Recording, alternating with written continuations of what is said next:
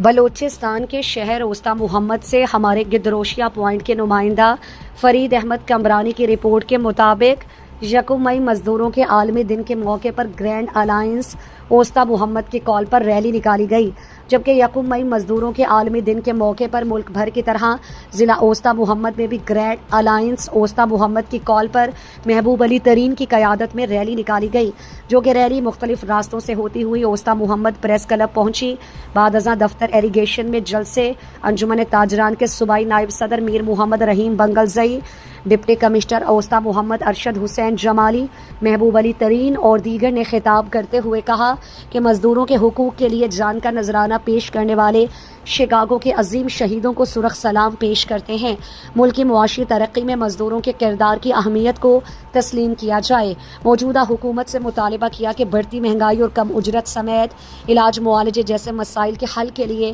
عملی اقدامات کیے جائیں۔ انہوں نے کہا کہ ملک کے معاشی ترقی میں اہم کردار ادا کرنے والے مزدور طبقے کے مسائل کے حل کے لیے مستقل منصوبے شروع کیے جائیں۔